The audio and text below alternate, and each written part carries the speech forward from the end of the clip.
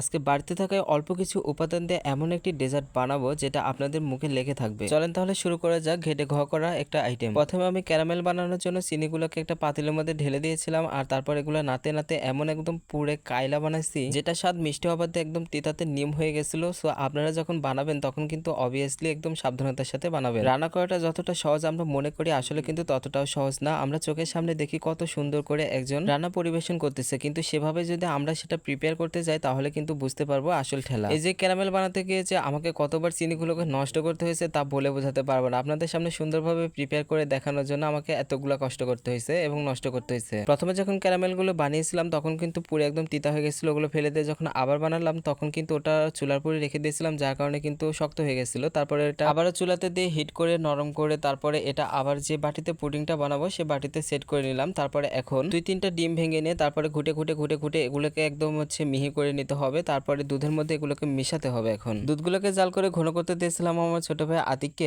আর ও দুধগুলোকে জাল করতে গিয়ে 1 লিটার দুধে 2 লিটার পানি দিয়ে আরো বেশি পাতলা করে ফেলছিল। ডিমের স্মেল যারা সহ্য করতে পারে না তারা কিন্তু এর মধ্যে ভ্যানিলা এসেন্স অ্যাড করতে পারেন, তো আমরা ভ্যানিলা এসেন্স অ্যাড করে নিয়েছিলাম। দুধ, ডিম, ভ্যানিলা এসেন্স এবং চিনি সবগুলো একসাথে মিশিয়ে খুব সুন্দর করে মিক্স করে নিলাম। আর যেহেতু পুডিংটা আমি রাইস কুকারে বানাবো তাই রাইস কুকারের পটে পানি দিয়ে হিটে দিয়ে দিলাম। যে কোনো খাবারে কিন্তু লবণ ছাড়া একদম অসম্পূর্ণ, তাই আমি এ খাবারে লবণ অ্যাড করতে প্রথমে ভুলে গেছিলাম, পরবর্তীতে আবার লবণটা অ্যাড করে নিলাম। তারপর একটা ছাঁকনির সাহায্যে আমি যে দুধ এবং ডিমের মিশ্রণ তৈরি করেছিলাম সেটা এখন ছেঁকে নিতে হবে। খুব সুন্দর করে ছাঁকতে হবে, তা নাহলে কিন্তু এটার মধ্যে বাবলস থাকতে পারে। যদি এটার মধ্যে বাবলস থাকে তাহলে কিন্তু পুডিংটা সফট হবে না, আর সফট না হলে পুডিংটা খেতেও ভালো লাগবে না এবং দেখতেও ভালো লাগবে না। সবকিছু সেট টেট করা শেষ। এখন এই বাটিটা আমি রাইস কুকারের মধ্যে বসিয়ে দিলাম, আর তারপর এটা ঢাকনা দিয়ে ঢেকে দিলাম। ঢাকনা দিয়ে তারপরে ফেসবুক খুলে যে 1 ঘন্টা বসে থেকে থেকে রিলস দেখতে দেখতে কোন দিক দিয়ে সময় চলে গেল বুঝতে পারলাম না। তারপরে এখন ঢাকনাটা খুলে পরীক্ষা করে দেখার পালা এটা ঠিকমতো কুক হয়েছে কিনা। যেহেতু এটা ফার্স্ট টাইম বানিয়েছি যার কারণে কিন্তু ভুল ভাঙতিতে একদম ভরপুর, আর এটা দেখতে খুব একটা ভালো হয় না। পরবর্তীতে যখন আবার বানাবো তখন কিন্তু খুব সুন্দর করে বানাবো। ফার্স্ট টাইম বানানো হিসেবে কিন্তু খুব একটা খারাপ হয় না, আর খুব বেশি ভালো হয় না, মিডিয়াম কোয়ালিটির হয়েছে